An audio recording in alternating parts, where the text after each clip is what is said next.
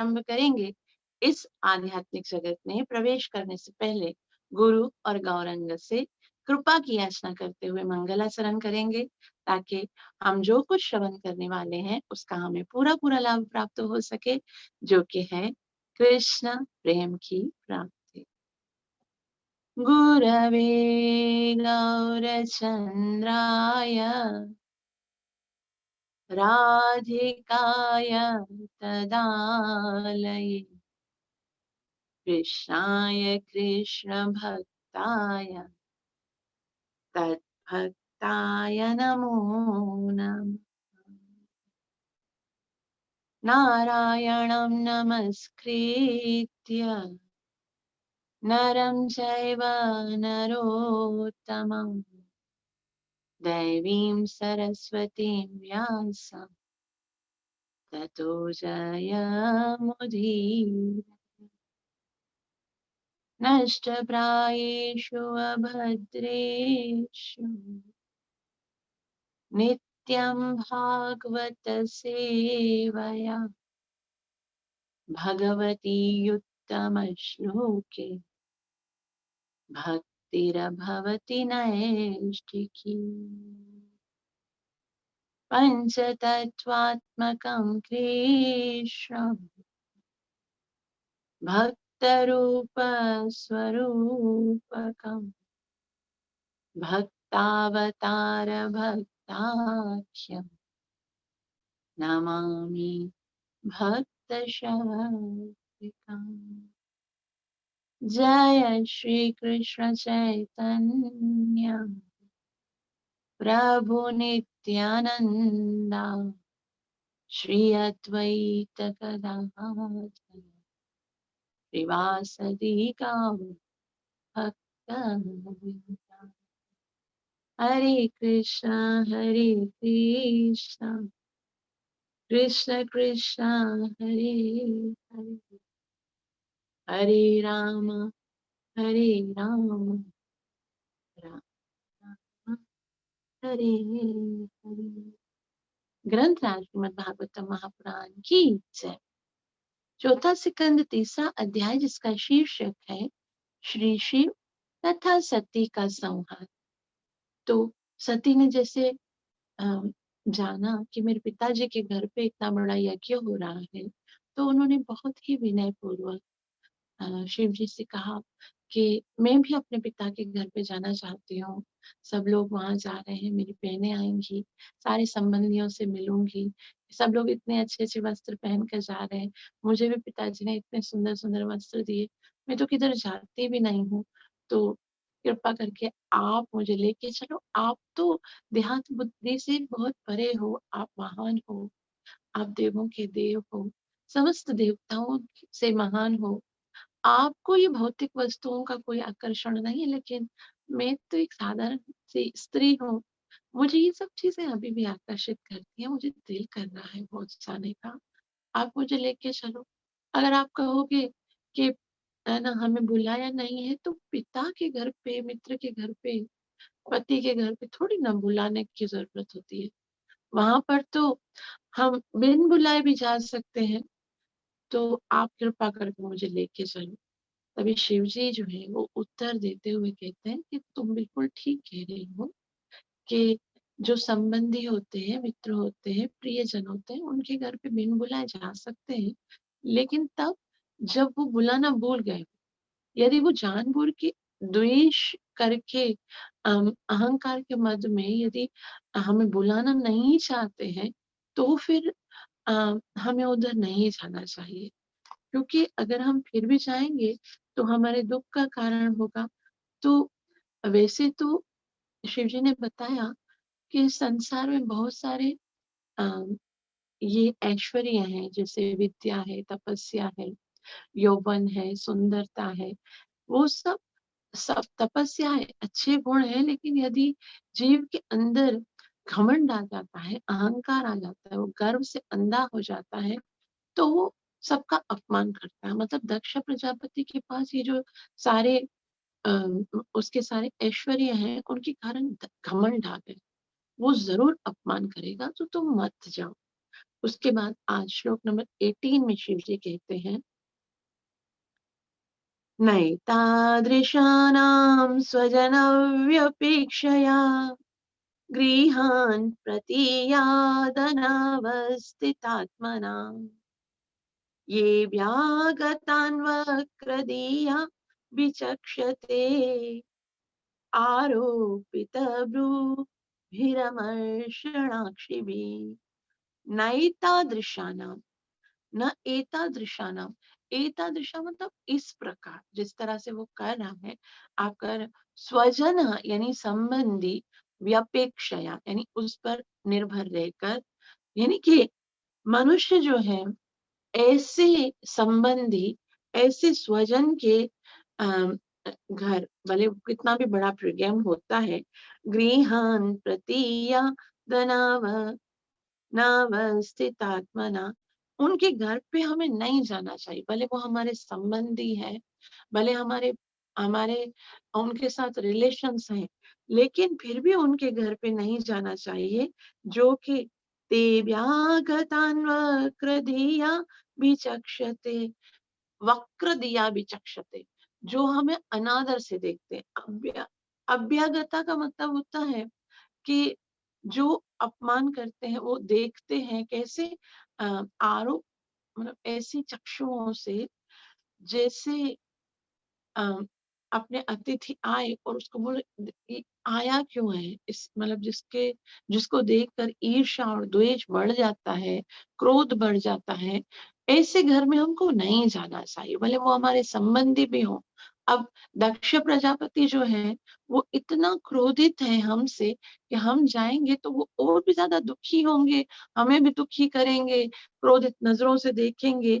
और तेभ्या गीता वक्र धिया भी चक्षते, ऐसे व्यक्ति जो अपने अपने अतिथि को अनादर से देखते हैं, और आरोपित भ्रू भीरमर्षणाक्षी भी, आरोपित भ्रू भ्रू कहते हैं, ये जो आईब्रोज है ना, उसको बहुत ही तान कर, उस मतलब कोई व्यक्ति जिसके घर पे कोई अतिथि आए और वो अपनी आईब्रोज को, भ्रुकुटियों को उठा के गौर से दुख उसको निरादर करके खा जाने वाले नेत्रों से जब देखता है, और उसको वो बहुत ज्यादा क्रोधित होता है। आक्षेपी का मतलब होता है ऐसी आंखों से, अमर्षणम मतलब क्रोधित आंखों से देखता है, ऐसे घर में नहीं जाना चाहिए।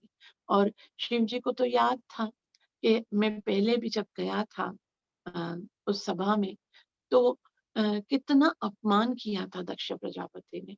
तो मुझे अपमान का भी भय नहीं है, लेकिन हम क्यों जाए उस जगह पर जहाँ पर अपमान होना है, और वहां पर अगर हम जाएंगे तो वो इतना क्रूरता से देखेगा, अपमानित नजरों से देखेगा, तो ऐसी जगह जाने से बेहतर है बंदा घर पे ही बैठे, नहीं जाए। अनुवाद, मनुष्य को चाहिए कि वह ऐसी स्थिति में किसी दूसरे व्यक्ति के घर ना जाए, भले ही वह उसका संबंधी या मित्र क्यों ना हो, जब वह मन से क्षुब्ध हो और अतिथि को तनी हुई भ्रुकुटियों एवं क्रोधित नेत्रों से देख रहा हो।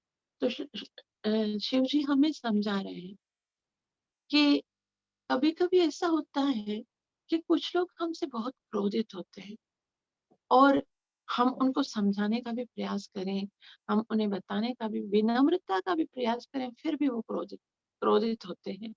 तो इससे बेहतर है कि, क्योंकि उधर जाने से उनका प्रोग्राम खराब होगा, वो क्रोधित नजरों से देखेंगे, उल्टी सीधी बातें करेंगे, इससे बेहतर है घर पे ही बैठना चाहिए, ताकि द्वेष, वो भी सुखी हो अपने घर में, हम। श्रील प्रभुपाद की, श्रील प्रभुपाद जी सुंदर रीति से समझाएंगे।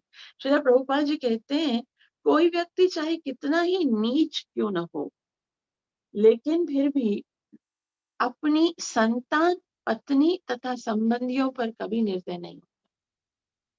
जो कैसा भी हो, अपने परिवार के लिए उसके हृदय में एक सॉफ्ट कार्नर होता ही है। यहाँ तक कि भाग भी अपनी, जो बाघ होता है ना, जो चीता होता है, वो भी अपने बच्चों के प्रति दयालु होता है, क्योंकि पशु जगत में बच्चों के साथ अच्छा व्यवहार किया जाता है। तो जो शेर, चीता, ये जो है ना जानवर है, वो भी अपने बच्चों के साथ प्यार करते हैं। चूँकि स तो चूँकि सती दक्ष प्रजापति की पुत्री थी, अतः चाहे वह कितना ही क्रूर एवं दूषित क्यों न हो, अ, उससे यह अपेक्षा की जाती है कि वह सती का उत्तम रीति से स्वागत करे। तो क्योंकि वो तो फिर भी पिता है, मनुष्य है, तो ये तो हम मन में रख सकते हैं कि भई अपनी पुत्री का तो स्वागत करेगा। किंतु यहाँ पर अनस्व अनवस्थित शब्द से यह संकेत दिया गया है कि ऐसे व्यक्ति पर विश्वास नहीं किया जा सकता। तो वो ऐसा बताया गया है कि कभी-कभी जानवर जो है ना अपने बच्चों को खा जाते हैं और जीव के अंदर जब जानवरों की प्रवृत्ति आ जाती है तो वो भी ऐसे ही व्यवहार करते हैं। तो श्रील प्रभुपाद जी कहते हैं ऐसे व्यक्ति पर विश्वास नहीं करना चाहिए। बाघ अपने बच्चों पर सहदया होते हैं, किंतु कभी-कभी वे उन्हें खा जाते हैं। द्वेषपूर्ण यानी कपटी व्यक्तियों पर विश्वास नहीं करना चाहिए क्योंकि वे सदैव ढुलमुल रहते हैं। इसीलिए सती से शिव ने कहा कि वह अपने मायके ना जाए क्योंकि ऐसे पिता को संबंधी मानकर बिना आमंत्रण के उसके घर जाना उचित नहीं।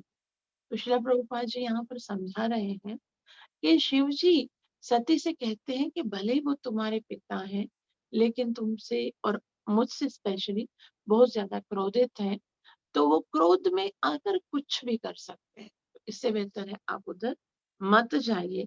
तो ऐसे व्यक्ति जो हमारे साथ द्वेष करते हैं, चाहे हमारे संबंधी हों, उनके घर पे भी हमें नहीं जाना चाहिए। आगे कहते हैं कि अ, मानो सती ऐसे पूछे कि क्या फ़र्क पड़ता है, मेरा पिता है ना, अगर कुछ बोल भी दिया तो बेटी होने के नाते मैं उनकी बात सहन कर लूँगी। हम बच्चे हैं और माता-पिता का तो अधिकार होता है कुछ बोलना। अगर कभी गलत भी बोल देते हैं, तो भी हम बच्चे हैं ना, हम उन्हें उनकी बातों को सह लेना चाहिए हमको। ऐसा थोड़ी ना कोई द्वेष करके बैठ जाएगा माँ-बाप के साथ। तो इस तरह से मन में तो कभी ना कभी किसी के प्रति क्योंकि हर कोई परफेक्शन नहीं होता है। म परफेक्ट तो कोई नहीं होता है, हर किसी के अंदर कुछ न कुछ कमियाँ होती हैं। तो क्या हम इन कमियों के कारण अपने संबंधों को ही तोड़ देंगे? तो शिव जी कहते हैं तथाभि तथारिभिर्न व्यथते शिलीमुखै शीतेदिताङ्गो हृदयेन दूयताम् स्वानां यथा वक्रधियां दुरुक्तिभिर् देवानिशं ताप्यतिमर्मताडिता तथारिभिर्न व्यथते शिलीमुखे। तो अब शिव जी जो है वो पार्वती को कहते हैं हे शिलीमुखे, आप मुझे बहुत प्रिय हो।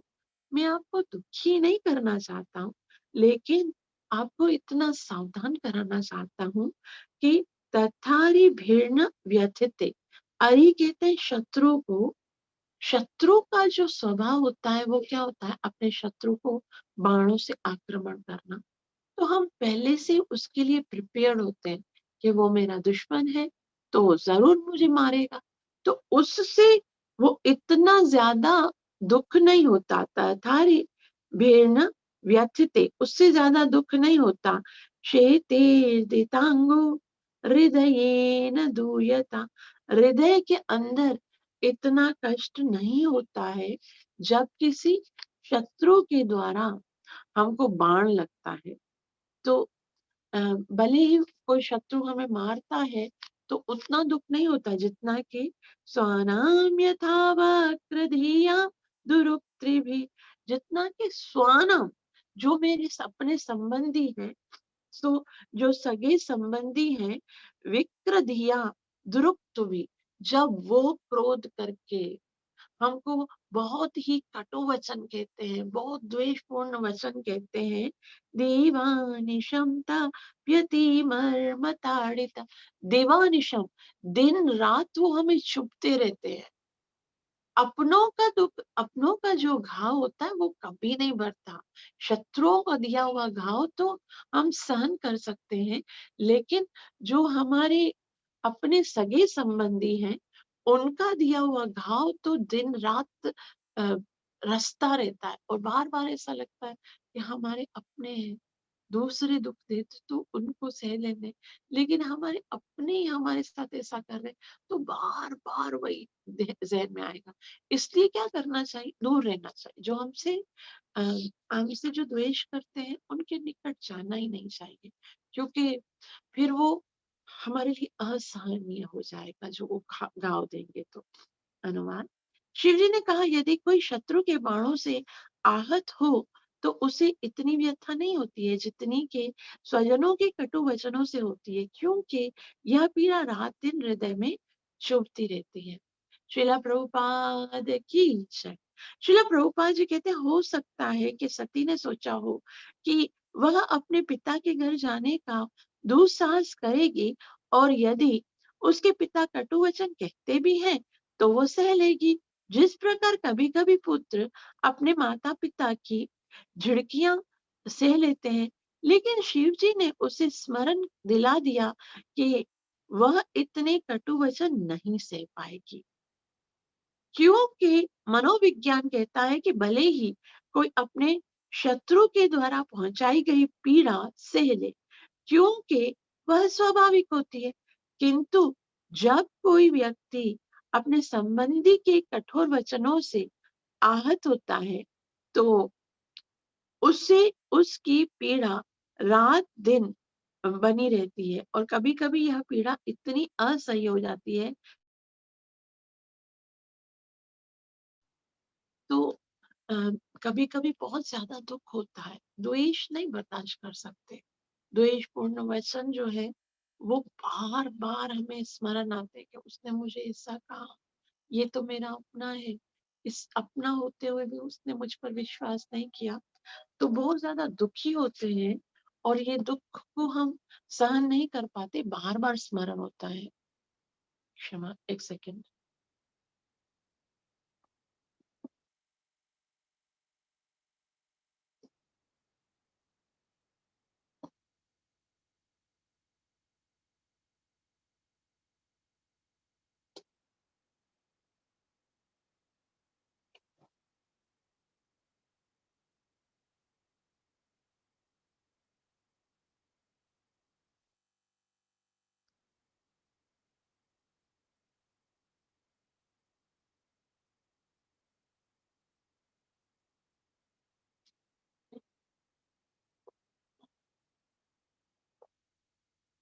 हरे कृष्णा, क्षमा कीजिएगा।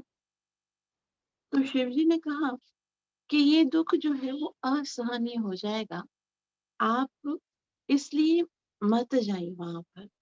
और आगे शिव जी कहते हैं, वक्तुम वक्तुम तमुत्कृष्ट गति प्रजापति प्रियात्मजानामसि सुब्रुमे मता, तथापि मानं न पीतु प्रपत्स्यसि, मदाश्रयात् कः परितप्यते यथा। शिवजी सती से कहते हैं कि हे सती, मैं इतना जानता हूँ, वक्तुम त्वम उत्कृष्ट गते प्रजापते। उत्कृष्ट गति का मतलब होता है उत्तम आचरण वाली हो, तुमसे कोई गलती हुई नहीं है, तुमसे वो रुष्ट भी नहीं है, तुम तो बहुत ही अ, ये सब जानते हैं, बहुत ही सुशील हो, बहुत ही सुंदर हो, और तुम्हारा जो व्यवहार है वो भी बहुत सुंदर है। और इसके अतिरिक्त मैं इतना भी जानता हूँ, प्रियात्मजानामसि सुब्रुमे मता, कि दक्ष प्रजापति की और भी तो कन्याएं हैं, लेकिन उन सब में वो सबसे ज्यादा प्रेम तुमसे करता है। प्रियात्मजानामसि सुब्रुमे मता, अपनी अपनी जितनी भी आत्मजाना मतलब उसकी जितनी भी पुत्रियां हैं, उनमें तुम उनकी सबसे ज्यादा लाडली बेटी हो, मैं इतना भी जानता हूँ। तथापि मानम न पितु प्रपत्स्य से, लेकिन फिर भी आपको आज जाओगी ना, तो वहाँ पर अपने पिता से सम्मान प्राप्त नहीं होगा, वहाँ पर दुःख ही प्राप्त होगा।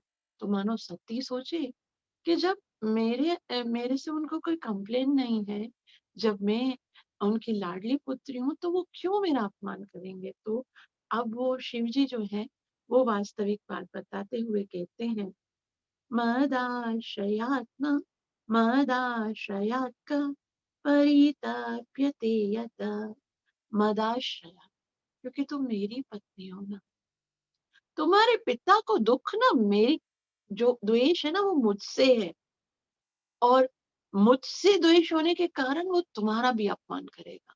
मुझसे तुम्हारे पिताजी को द्वेष है, और मुझसे तुम संबंधित हो, और तुम वहां पर जाओगी तो वो मेरा अपमान करेगा, तो तुमसे बर्दाश्त नहीं होगा। इसीलिए परितप्यते यतः, तो तुम वहां जाओगी तो मेरा अपमान होगा।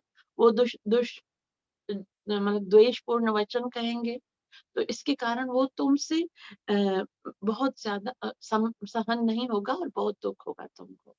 अनुवाद, हे शुभ हे शुभ्रांगिनी प्रिय, यह स्पष्ट है कि तुम दक्ष को अपनी पुत्रियों में सबसे अधिक प्रिय हो, तो भी तुम उसके घर में सम्मानित नहीं होगी, क्योंकि तुम मेरी पत्नी हो। उल्टे तुम्हें ही दुख होगा और कि तुम मुझसे संबंधित हो। शीला प्रभुपाद की जय। शीला प्रभुपाद जी कहते हैं, शिव जी ने यह तर्क प्रस्तुत किया कि यदि सती अपने पति के बिना ही अकेले जाना चाहे, तो भी उसका ठीक से सम्मान नहीं होगा, क्योंकि वह उनकी पत्नी जो ठहरी, भले ही वह अकेले ही क्यों ना जाए, अ, अनहोनी की प्रबल संभावना है। अतः शिव जी ने अप्रत्यक्ष रूप से सती को अपने पिता के घर ना जाने का आग्रह किया। तो शिव जी चाहते नहीं थे, मानो सती ने बोला होगा, ठीक है तुम नहीं चलते हो तो सही है, तुम्हारा उनके साथ द्वेष है ना, मेरे तो पिता है, मैं तो चली जाऊं। लेकिन शिव जी कहते हैं, तुम जाओ, चलो ठीक है तुम जाओगी, तुमसे तो प्यार करते हैं, लेकिन मुझसे वो इतना द्वेष करते हैं कि मेरे कारण वो तुम्हारे सामने तुम्हारा सम्मान नहीं करेंगे, तुम्हारे सामने मेरी निंदा करेंगे, मुझे भला बुरा कहने, जो तुम तो सह ही नहीं सकोगे, तुम मेरी पत्नी हो तो तुम्हें कैसे बर्दाश्त होगा, इसलिए तुम्हें बहुत दुख होगा, तुम अच्छा है कि तुम नहीं जाओ। और आगे कहते हैं कि शिव जी कहते हैं, पापच्यमानेन हृदातुरेन्द्रिय समृद्धि पुरुष बुद्धि साक्षिणः अकल्प एषामधीरो रुमञ्जसा परं पदं द्वेष्टि यथा सुराहरि। पापच्यमानेन हृदा तुरीन्द्रिय, पापच्यमाने अर्थात हृदा का मतलब होता है हृदय, जिनका हृदय सदैव जलता रहता है। हृदातुर आत्म इंद्रिया, यानी हमेशा जिनका इंद्रिय, जिनका मन, जिनका हृदय जो है वो जलता रहता है, किसको देखकर, समृद्धि भी पुरुष बुद्धि साक्षिणा, जो समृद्ध होते हैं, जो पुरुष बुद्धि साक्षिणाम यानी परमेश्वर के ध्यान में जो सदैव लगे रहते हैं, जो तो फिर उनकी ख्याति होती है, उनका सम्मान होता है। तो जो ईर्ष्यालु लोग होते हैं ना, उनसे बहुत जलते हैं। आज भी हम देखते हैं, ये बहुत दुख की बात है कि कोई भक्त आगे निकलता है, किसी तरह से वो भक्ति में कुछ कुछ ना अच्छा करने का प्रयास करता है, तो दूसरे ईर्ष्यालु लोग उनसे ईर्ष्या करते हैं। बल्कि हमको उनको ब्लेसिंग्स देनी चाहिए, उनको ना हृदय से आशीर्वाद देना चाहिए कि भाई हमसे नहीं हो रहा है, वो कर रहा है, तो भगवान आप उन पर कृपा कीजिए, आप उन पर दया कीजिए। लेकिन कुछ कुछ लोग इतने द्वेषी होते हैं कि पुरुष बुद्धि साक्षिणा, कि वो जो स्वरूप शुद्ध पुरुष होते हैं ना, उनकी जो प्रगति है वो देख नहीं पाते हैं, उनके ऐश्वर्य को सहन नहीं कर पाते हैं। इसलिए अकल्प ऐशा अघरोढ मंजसा परम पदम द्वेष्टि यथा सुरा हरि। अकल्प यानी वो क्योंकि असमर्थ है ऐसा उन पुरुषों का अधिरोढ़ यानी उठने के लिए अंजसा शीघ्र वो चाहते हैं कि मैं उनसे आगे उठूं, इसलिए परम पदम द्वेष्टि यथा सुरा हरि। परम पदम, वो जो परम पद है जिस पर वो पहुंचे हुए हैं, सिद्ध पुरुष है, उनसे द्वेष्ट करना शुरू कर देते हैं। वो सोचते हैं कि वो मुझसे आगे क्यों निकल रहा है, तो उनसे द्वेष करते हैं, उनके बारे में बुरी बड़ी बातें बोलते हैं। उनसे सहन नहीं होता ना, इसलिए वो उनके व्हाइट ड्रेस पर स्पॉट ढूंढते हैं और फिर उनके बारे में उल्टा सीधा कहते हैं। यथा सुराहरी, जैसे असुर लोग हैं, वो भगवान की निंदा करते हैं, भगवान से द्वेष करते हैं, भगवान को भला बुरा कहते हैं। तो एक सेकंड में भागूं।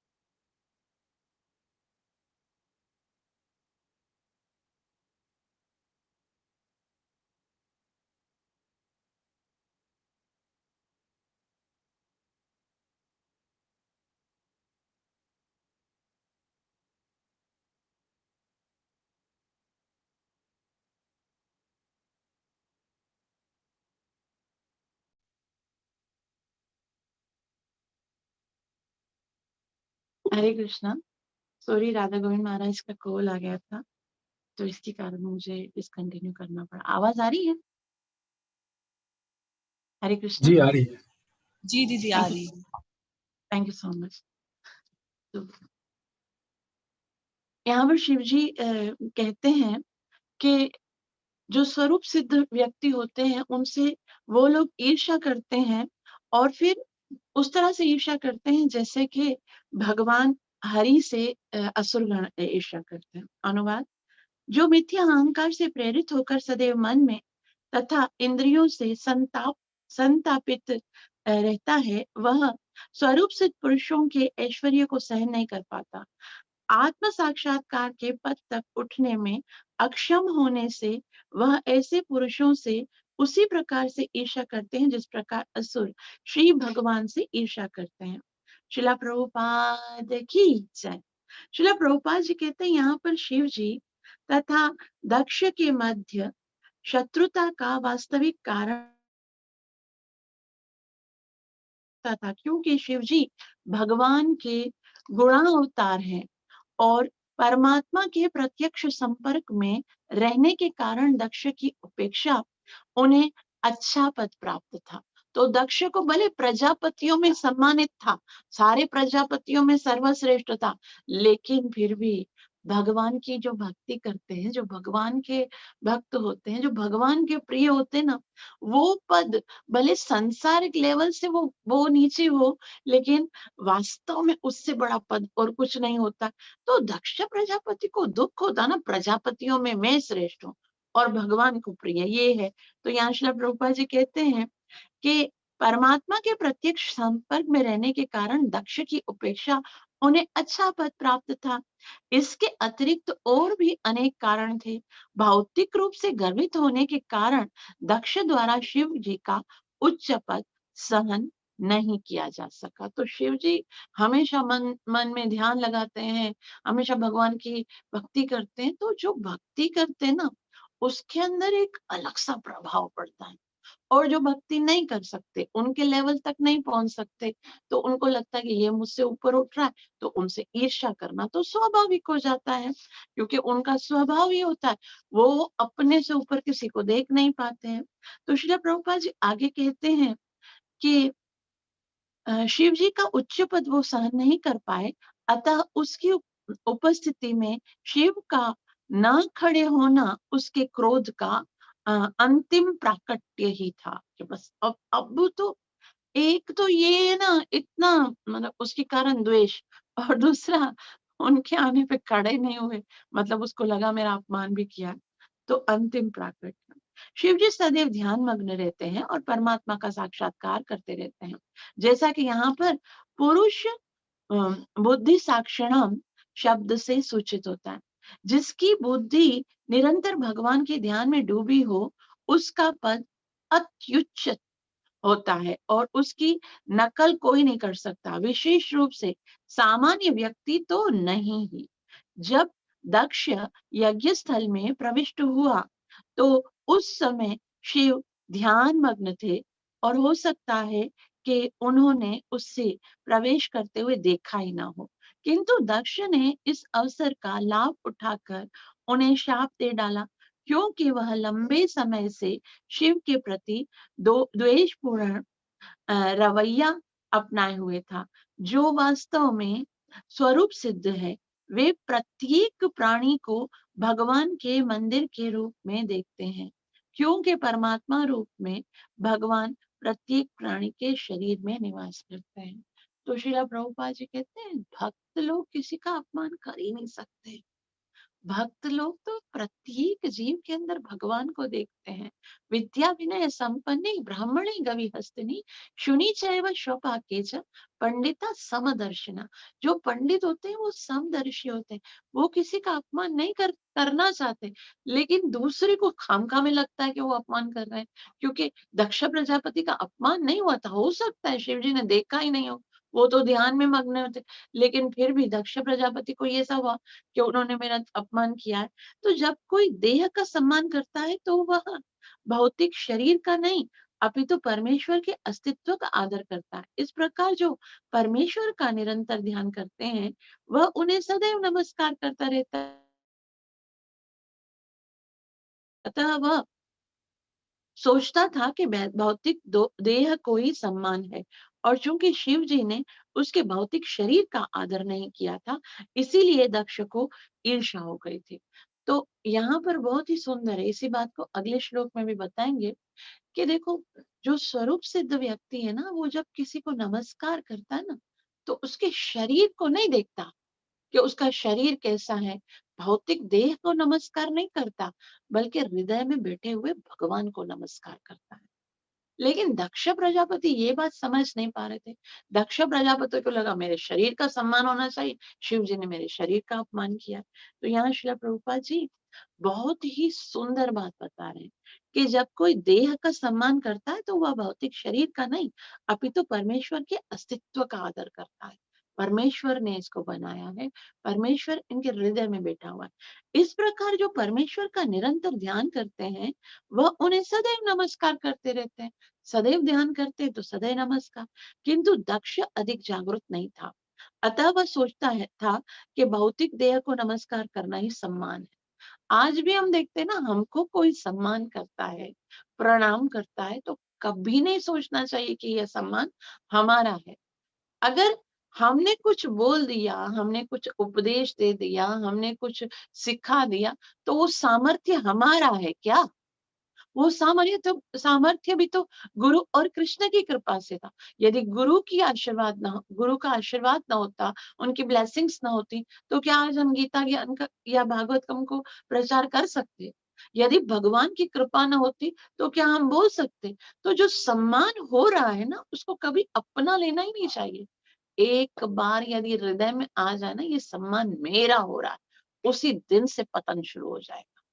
सम्मान जो होता है, अगर महापुरुष लोग को हम सम्मान करते हैं, तो वो जानते हैं कि सम्मान के योग्य हम थोड़े, ये हमारा शरीर अपराधों से भरा हुआ, अपने शरीर के हर एक अंग से अपराध करते, आंखों से अपराध करते, देख के, कानों से अपराध करते, गलत सुन के, जीवा से अपराध करते, गलत बोल के, शरीर से अपराध करते, गलत गलत कार्य करके, और इन अपराधों से युक्त हृदय तो हमेशा मलिन होता है, बुद्धि के अंदर गलत विचार।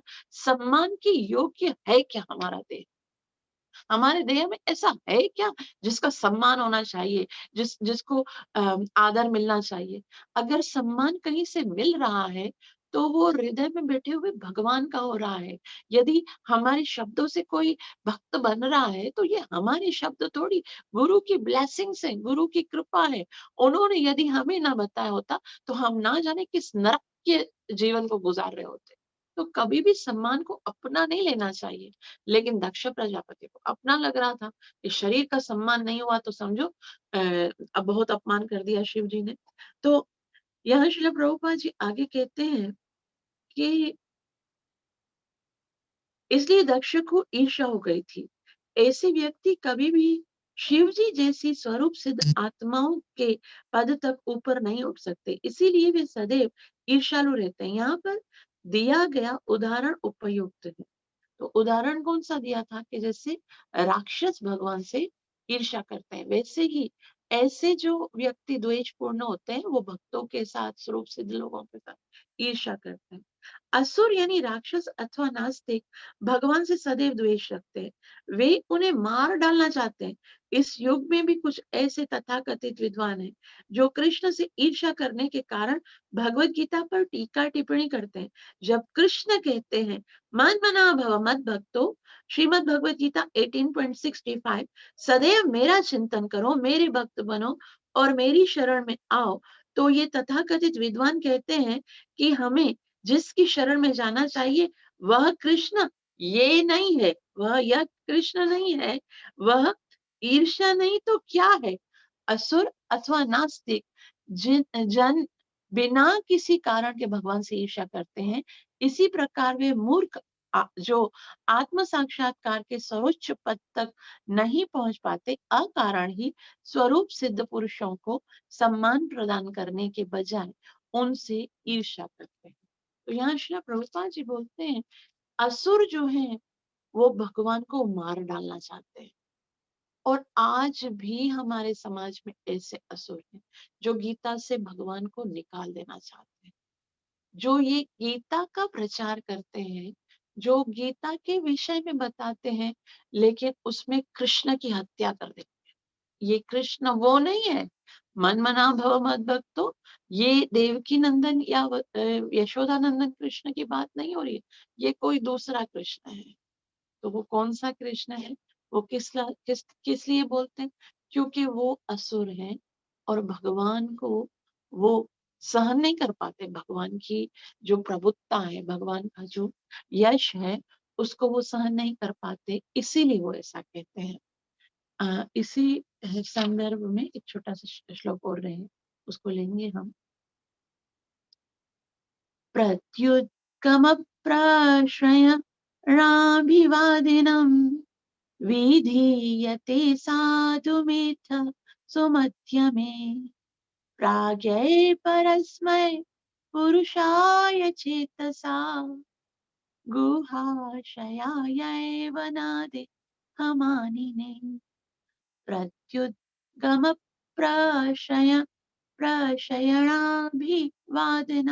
प्रत्युग प्रत्युगम का मतलब होता है जब हम कोई आता है, जब हम खड़े होकर उनका आदर करते हैं, प्रयक्षणाएं और उनका स्वागत करते हैं, वो अभिवादनम, उनको नमस्कार करते हैं। जब कोई आता है उसको खड़े होकर आदर करना, सम्मान करना, नमस्कार करना, विधीयते, ये जब किए जाते हैं, तो जो साधारण व्यक्ति होते हैं ना, वो किसको देखते हैं? हम जैसे जो साधारण व्यक्ति होते हैं वो व्यक्ति को देखते हैं।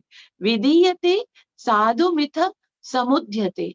तो विधीयते का मतलब होता है कि वो जो करते हैं साधु उचित मिथ पारस्परम सुमध्यते, हे मेरी प्रिय, जो साधुवत लोग होते हैं, जो वो क्या करते हैं, अपने मित्र आए, संबंधी आए, कोई बड़ा आए, जैसे हमारे बाप आ जाए, दादा आ जाए, तो खड़े होकर उनको सम्मान करते हैं, नमस्कार करते हैं, तो हमको देह दिखता है ना? हमको तो उनका देह दिखता है, भाई बड़े हैं, सम्मानित हैं, तो उनका सम्मान करें।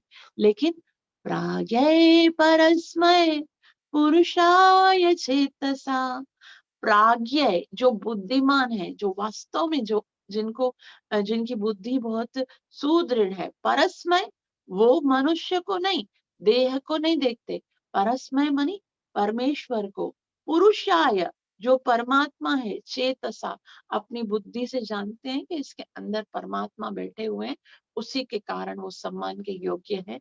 तो जो बुद्धिमान है उस हृदय के अंदर बैठे हुए परमात्मा का सम्मान करते हैं।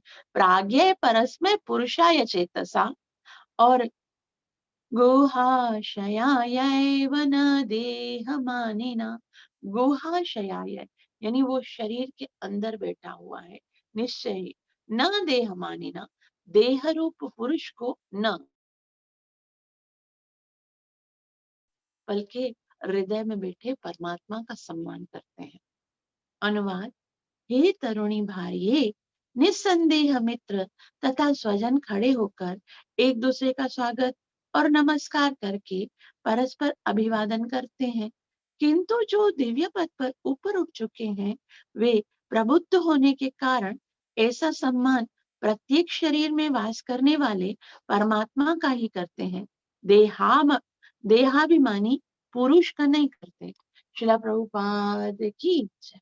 श्रील प्रभुपाद जी कहते हैं यहाँ पर तर्क भी दिया जा सकता है कि शिव जी के ससुर होने के कारण दक्ष का सम्मान करना शिव जी का धर्म था। जैसे शिव दक्ष भी बोल रहे ना कि ये तो मेरा या शिष्य है, मेरा दामाद है, तो उसको मेरा सम्मान करना चाहिए। तो धर्म तो था उनका। इसके उत्तर में यही कहना है कि जब कोई विद्वान पुरुष सत्कार हेतु खड़ा होता है या नमस्कार करता है, तो वह हर एक के हृदय में आसीन परमात्मा को नमस्कार करता है। अतः यह देखा जाता है कि वैष्णवों में यदि शिष्य तक अपने गुरु को नमस्कार करता है, तो बदले में गुरु तुरंत नमस्कार करते हैं, क्योंकि यह नमस्कार शरीर को नहीं वरन परमात्मा को किया जाता है। तो वैष्णव क्या करते हैं, परस्पर वैष्णव जो है, जैसे नमस्कार के बदले में, ऐसे हम बोलते हैं ना हरे कृष्ण, मतलब गुरु भी होते हैं ना, तो भी उसके बदले में बोलते हैं दंडवत, आपको भी प्रणाम, क्योंकि वो आदर जो है वो हृदय में बैठे हुए परमात्मा का होता है। वैष्णव में यदि शिष्य तक अपने गुरु को नमस्कार करता है, तो बदले में गुरु तुरंत नमस्कार करता है, क्योंकि यह नमस्कार शरीर को नहीं वरन आत्मा को किया जाता है। फलतः गुरु भी शिष्य के शरीर में स्थित परमात्मा को नमस्कार करता है।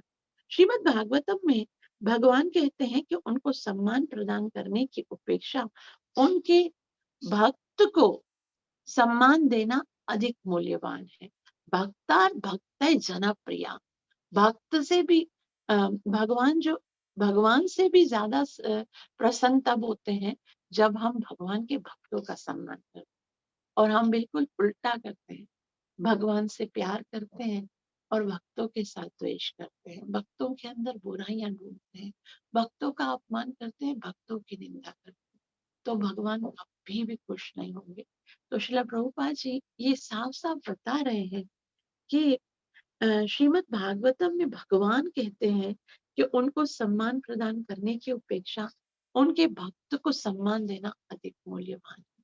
हमें समझना चाहिए कि भगवान को खुश करना है तो वो तभी खुश होंगे जब हम उनके भक्तों का सम्मान करेंगे। जैसे माता पिता को खुश करना होता है, बस उनके बच्चों से प्यार करते हैं तो माता पिता प्रसन्न होते हैं।